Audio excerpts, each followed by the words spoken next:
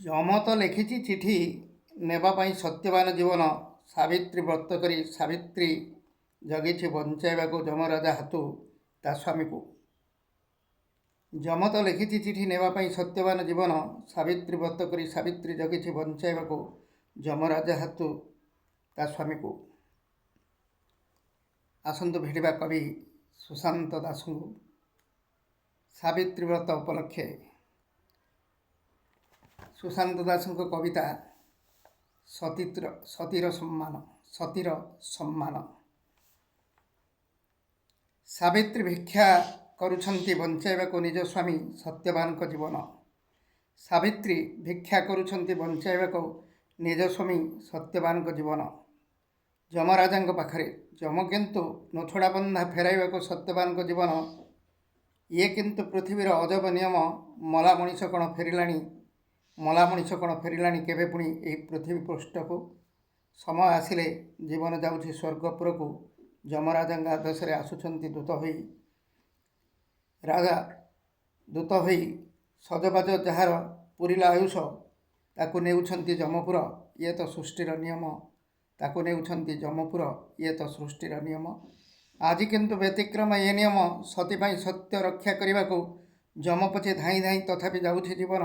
ଆପେ ଆପେ ଯମରାଜା ପଛେ ପଛେ ସତୀ ସାବିତ୍ରୀ, ଲାଗୁଛି ଏ ବିଚିତ୍ର ଦୁଃଖ କାହିଁକି ଆସିଲା ସତୀର ଜୀବନେ କାହିଁକି ଆସିଲା ସତୀର ଜୀବନେ। ଅବଳାରେ ଲୁହ କିନ୍ତୁ କିମ୍ବଦନ୍ତୀ ଲେଖିବାକୁ ସାବିତ୍ରୀଙ୍କ ଦୁଃଖ। ଲୁହ କିନ୍ତୁ କିମ୍ବଦନ୍ତୀ ଲେଖିବାକୁ ସାବିତ୍ରୀଙ୍କ ଦୁଃଖ। ଲୁହ କିନ୍ତୁ କିମ୍ବଦନ୍ତୀ ଲେଖିବାକୁ ସାବିତ୍ରୀଙ୍କ ଦୁଃଖ। ସତୀ ଦୁଃଖ ଦେଖି ଯମରାଜା କହୁଛନ୍ତି କବି କି ବର ମାଗୁଛ ମାଗ। ସତୀ ଦୁଃଖ ଦେଖି ଯମରାଜା କହୁଛନ୍ତି କି ବର ମାଗୁଛ ମାଗ। କିନ୍ତୁ ସତୀ ସାବିତ୍ରୀ ମାଗୁଛନ୍ତି 100 ପୁଅ। ଆଶ୍ଚର୍ଯ୍ୟ ହେଉଛି ଯମରାଜା, ଏ ସୃଷ୍ଟିର ବିଚିତ୍ର ନିୟମ। ଯମରାଜା ଭାବୁଛନ୍ତି ସତୀ ପାଇଁ ରହିବ ବଚନ, କ'ଣ ସତ୍ୟ ପାଇଁ ତଥାସ୍ତୁ କହୁଛନ୍ତି ବର ଦେବା ପାଇଁ ଯମରାଜା। ସତ୍ୟ ରକ୍ଷା ପାଇଁ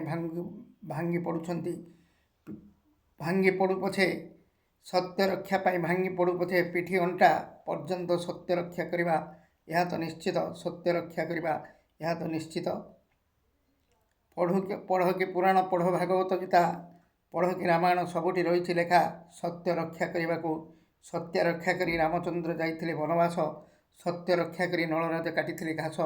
ସତ୍ୟ ରକ୍ଷା କରି ହରିଶ୍ଚନ୍ଦ୍ର ଜଗିଥିଲେ ଶ୍ମଶାନ।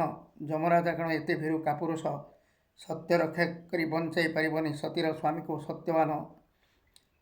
ସତ୍ୟ ରକ୍ଷା କରି କ'ଣ ବଞ୍ଚାଇ ପାରିବନି ଯମରାଜା ସତୀର ସ୍ୱାମୀ ସତ୍ୟବାନ ଜୀବନ।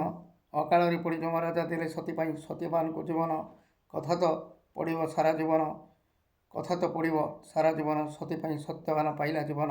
ଏଥିପାଇଁ ଲେଖା ହେଲା ସାବିତ୍ରୀ ବ୍ରତ ଉପାଖ୍ୟାନ। ଏଥିପାଇଁ ଲେଖା ହେଲା ସାବିତ୍ରୀ ବ୍ରତ ଉପାଖ୍ୟାନ।